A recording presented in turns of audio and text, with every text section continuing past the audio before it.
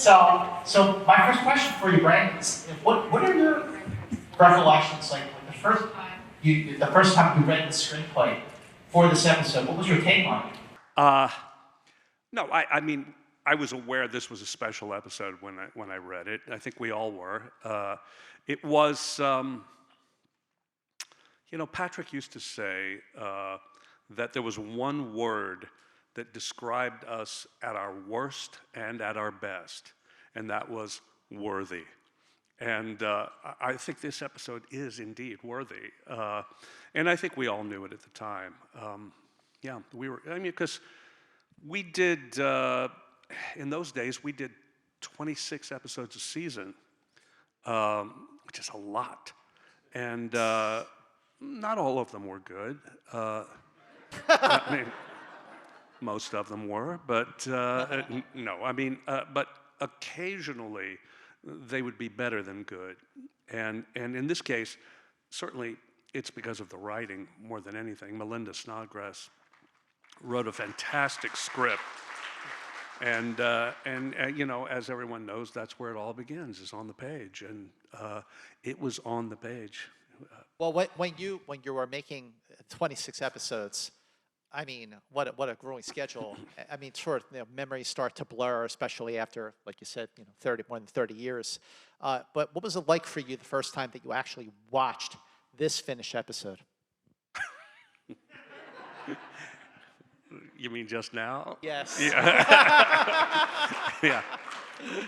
Well, I thought it was really good. But what I was really struck by more than anything is how I have not changed a day since this was, and everyone else has. No, I was kind of, wow, we were young. And as we should be 31 years ago, but it was just a really smart script to listen to and to watch, and it looked really nice too. Looks great. Yeah, I had I knew a lot of the people in this episode even before we did this. The lady who plays the captain, Amanda McBroom. You know Amanda McBroom, right? Well, she's a really wonderful singer, and she wrote a song specifically for Bette Midler called "The Rose," and and that's her. And I've known her for years, before this and since. I did Man of La Mancha with her husband at UCLA, and. Clyde Kazatsu, who was the admiral in the beginning, Clyde and I did a pilot together with Jim Nabors years before this, and it was really interesting, and it was great to see Whoopi there. Yeah, it's funny you mentioned Jim Nabors. So back in the '60s, in the second season of the original show, the original show would average about 24 to 25% in the ratings, which today is like phenomenal. But in the '60s, with just 3 networks, guess which show clobbered Star Trek in the ratings? It was Gomer Pyle, which got like a 43% compared to 25. But back to, speaking of the original show, so I feel like more than any other Star Trek series, Next Generation had the biggest challenges with being the first show to how dare they, What was it like for you the first time you met Roddenberry and talked about Data?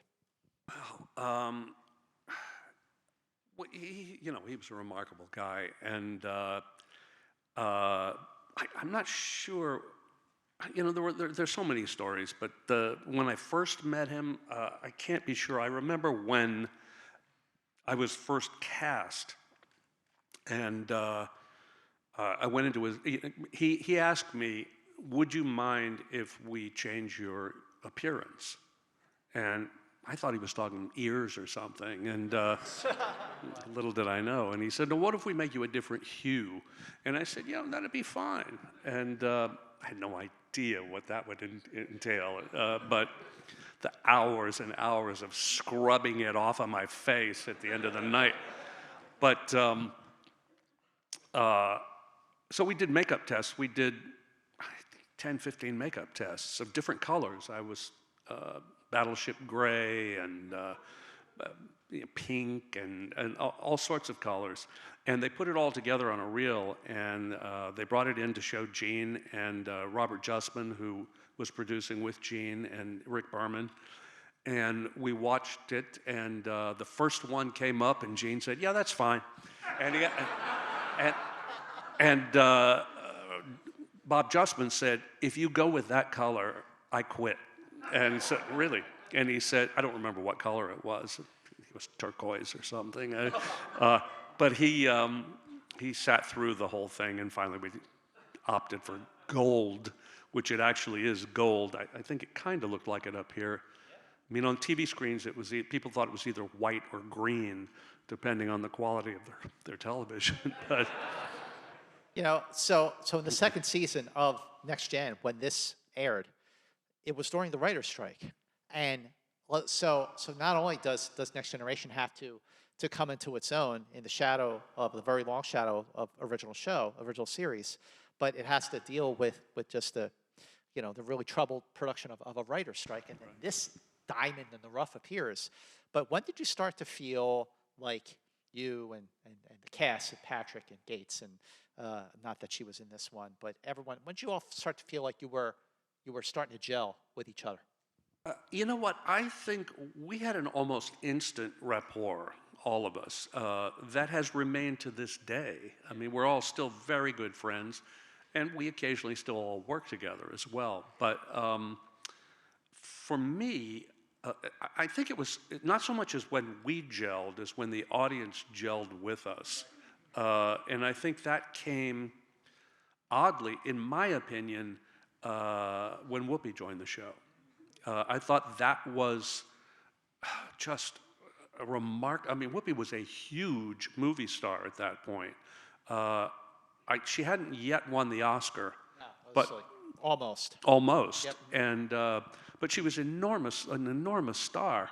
And I can remember between the first and second season, because it was still iffy whether we had won a Peabody Award for The Big Goodbye in the first season.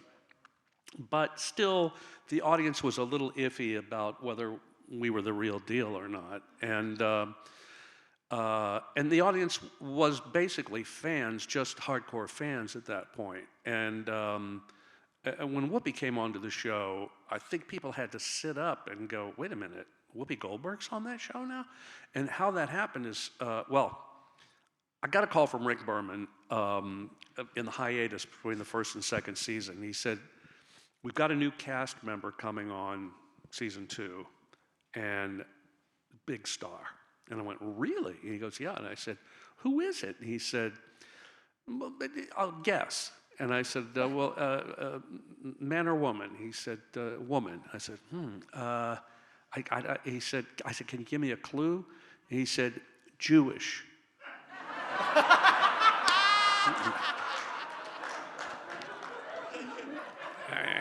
And I said, well, you already said woman, so it can't be Judd Hirsch. So anyway, he finally came clean and told me it was Whoopi. And he said Whoopi had called and said, I want to be on the show. And he said, well, we'll write an episode for you. And she said, I don't think you understand. I want to be on the show. And she wasn't in every episode, but she did several episodes a season. And I think that made all the difference. I think people really did at that point have to go, what is this that they've got this major movie star on this syndicated space show? And there we were. But the syndicated space show was a trailblazing move for 1987, because back in the late mid-70s, when they were thinking about bringing Star Trek back with the older crew, they were going to launch a new network for it and do it in syndication. And so that's what they did with Next Generation. It was in syndication. But the most remarkable thing happened during Next Generation. And I remember, when I was growing up, I went to the conventions, and I was always one of the younger people there. So when I remember you. What's that? I remember you. But yeah, right. But in 1991, I went to a convention. It had been the first time I'd been to a convention in like 4 or 5 years. And so 91 was the 25th anniversary of Star Trek in general. There were a ton of kids running around in Next Generation uniforms. And Star Trek The Next Generation, the popularity of The Next Generation had eclipsed that of the original series. Well, yeah, I think now that there's so many Star Trek shows and films, and I mean, we did 176 episodes. Rick Berman produced our show, Voyager, Deep Space Nine, Enterprise. So I don't know, like a 600 to 800 episodes, and but here's the thing, for me. And this is kind of like Whoopi being on the show. The show has been around now for 55 years. I mean, Star Trek has. 55 years? And it is, I think it's that fact that you kind of have to say to people who might poo-poo it, 55 years, you know? I mean, tell me something else that's been on for 55 years. And I mean, in America, England has, you know, Doctor Who and Coronation Street and things like that. But in America, it is the great American epic, Star Trek, yeah. You know, I know over the years, Brent, that you've been asked the question, like, what was it like to follow the original series? But you know, the question that I have is, what was it like for you to see your show followed by Deep Space Nine and then Voyager and Enterprise and so on? Well, I think we kind of liked that it happened. And I think I like it, the more there are now, the happier I am about it. Because, because it kind of takes the stigma off it, you know? It's like we're part of this giant thing now that also has had people like, you know, Christopher Plummer and, I could, you know, my mind is gone right now, but there's so many major actors. Benedict Cumberbatch in the film, one of the films, and on and on and on. And so the more there is of it, it just feels better. It just feels like now I'm part of something huge. And yeah, it keeps getting bigger. And I don't anticipate it going away. I mean, you know, there's every possibility it might stop for a couple of years at some point, maybe.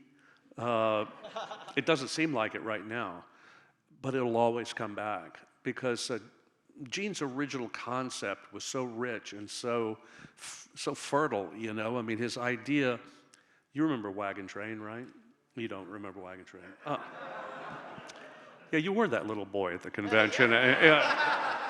Well, you remember. There was a TV series starring Ward Bond called Wagon Train, and it was just simply wagon train from one end of the country to the other end of the country. And every week was an episode and a different guest star and a different story. And Gene's idea originally was Wagon Train to the Stars. And you're never going to run out of that. I mean, there's always more stories. I mean, I don't know what the furthest in time the shows have gotten. Now, it is now in the 32nd century, and yours was the 24th. We were the 24th. What's in the 32nd century? Star Trek Discovery. Oh, Discovery is. Okay, so 32nd century. I mean, you know, how many stories are there between our 22nd century and the 32nd century, and on and on and on and on. So it's never ending. Well, you know, the thing about Next Gen, the 7-year run, you know, you got to expand the character of Data. You got to play Lore. You got to play Noonien and Soon. You got to have fun episodes like Fistful of Datas. Yeah. Like, you really got to have a great time. Well, I really did. I mean, I have to say, if, you know, one always runs the risk of being typecast in you know, if you're lucky enough to land something, you might get stuck in it. And I mean, obviously I've done other things as well, but But where the show is concerned, if I've got to be stuck in something, I got to do so many different things and play so many different characters. I'm still getting to do that. And so, no regrets. I was lucky. I would love to invite people down to the microphones if you have questions. In the meantime, while you are getting ready to do that, what was it like for you to, after, let's see, I don't know, 15 years or so, however long, to come back and see your friends again for Picard? Well, I had seen them. Work with them. Work with them, I see. Yeah, because again, I'll reiterate, we are all really good friends, and we see each other all the time. I had a phone call today from Michael Dorn, and I didn't answer it, but I Tell him we said hello. yeah, I will. I'm gonna have to call him back because his feelings get hurt. I speak to everybody, and we see each other all the time. And I'll tell you about a dinner we had recently, but in a minute. But to come back and work with one another, I mean, primarily I worked with Patrick in the first season of Picard, and the first scene we shot together was the first scene in the show, as it turned out, and it was interesting sitting across from one another. I mean, for me, being Data, to sit across from Captain Picard again was, it was strange and, but really nice at the same time, yeah. You got a question right here? Oh, hi, my name is Sergio, I'm from Argentina. Hey. First of all, I want to say thank you. Like most of us, I have a very rough adolescence. I was bullied at school, and I survived an abusive father. And all that was thank you to you guys. You were my friends at that time, and I still consider you my friend. And I'm who I am thank you to you. I'm become a diplomat. I'm a father of 2 children. So Great. I really thank you for that. Well, thank you. Got a question? Yeah, quick question. Well, let me just say quickly, I really appreciate that. And I mean, that's kind of the ancillary benefits of being on a show like Star Trek too, is, I mean, we weren't aware that we were being helpful to you in any way, but it's certainly rewarding to find out that we were, and it pays us dividends. Thank you. Thank you. Yeah. Thank you. What's your question? How far do you think that Data went on his quest to become human, and if he eventually did before sacrificing himself? How far did he go? Mm-hmm. I mean, he is different. Data in Nemesis, the last feature we made, is very different from this Data. And Data in First Contact is different from this Data. He lies at the beginning of this episode, where he says that something about not changing, that he'll remain constant or something. I can't remember what the line was exactly, but he did get older, and. And they tried to address it later on, by saying he did have an aging chip that, At some point. well, why not? I mean, listen, you buy all the rest of it. Why can't you buy that?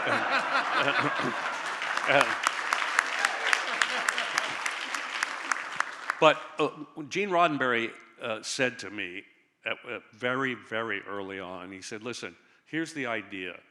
Data will be, if we go 7 years, which we did, Data will become more and more human as it goes on, until at the end of the 7 years, he will almost be human, but never quite. And I think that's what we did. Thank you so much. Yeah. Thank Right you. over here. Question over here. Thank you for making the time to be here today. One of the themes of Star Trek has been an examination of what it means to be human, with characters like Spock and Data, and the episode we just watched. Did you view Data as a way to explore that theme? And can you comment on the aspects of playing Data, the acting decisions you might have made that you most enjoyed or disliked about the character? He wanted to make sure that question was so perfect, he wrote it down. Let me tell you the answer. I have it written down here. No, you know what? I credit the writers with everything. I just tried to. They just gave me a lot of challenges, fortunately, and I did my best to step up to those challenges. I didn't influence the writing of the show much. I mean, maybe a little every now and then. If I didn't like something, or I thought it was wrong, and I thought Data wouldn't do that, and we would say things, we all say those things, actors. My character wouldn't do that, but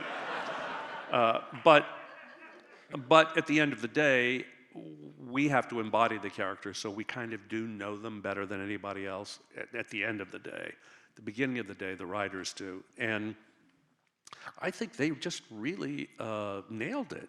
We just had better and better and better writers all the time. Not that the writers at the beginning were terrific, but somebody like Melinda, who wrote this episode, just showed up out of nowhere. As far as I know, I mean, she was, it was a submission. It was a spec script, and then we had people like, Ron Moore for years, and yeah. And Brandon Braga and Michael Piller and, the writers on Star Trek have always been the deal. And in the original series, some incredible writers. My interpretation of Data was purely based on what they wrote. And so you can thank them for that, if you liked. Thank you so much. Next question over here. Yeah, hi. I was just wondering if, personally as an actor, if your approach to an episode like this, which is more subdued, it's really just people talking in rooms mostly. There's not a lot of bridge action. Right. There's no space battles. There's no fist fights.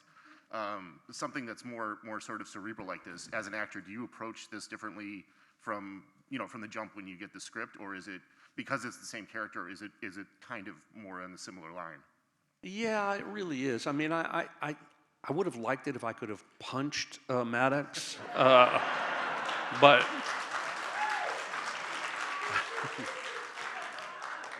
but again, the writers didn't allow for that, and I may have done it off camera. I can't remember, but no, yeah, the approach is the approach. It's no matter what you're doing, it's just basically how do I make this believable and tell the truth as much as I can, and that's it. Thank you. Yeah, I actually have a question for you about All Good Things. Yeah.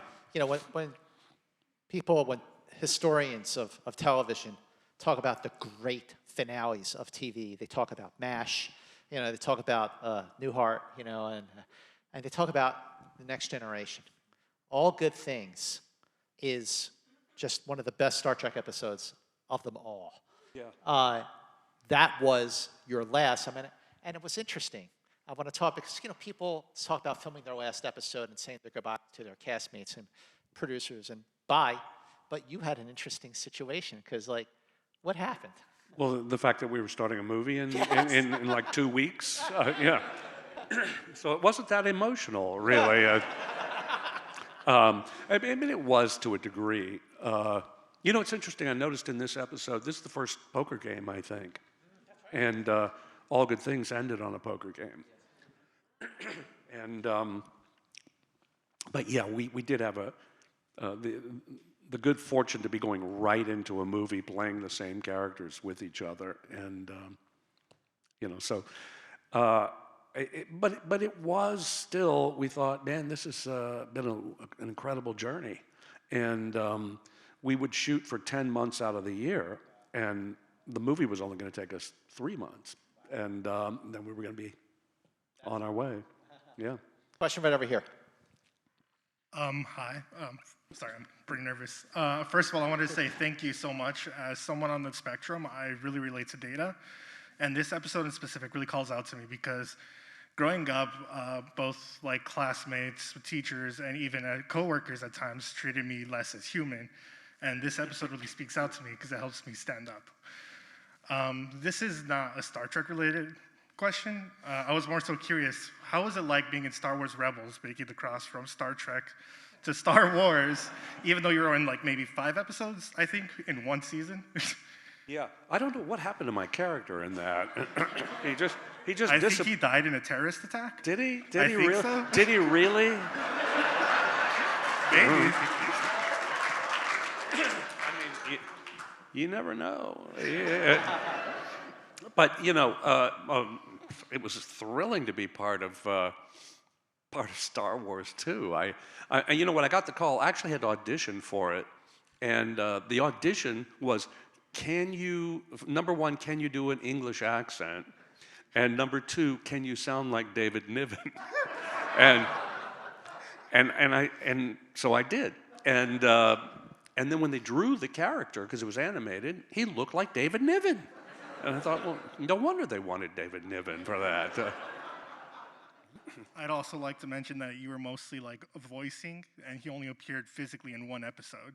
I appeared physically? Yeah, I mean like the character you played as. Oh, yeah. You only saw him once? Yeah, like throughout the entire show, you only see him like once. Oh.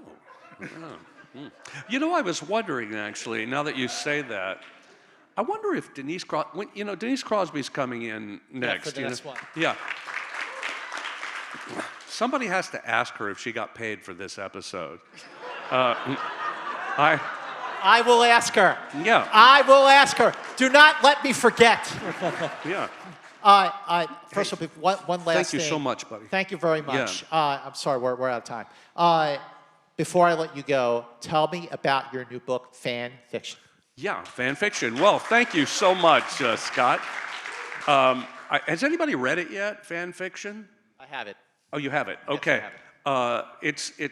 I was going to say, when I was telling you earlier that I've seen the cast, we had a dinner the other night that I paid for.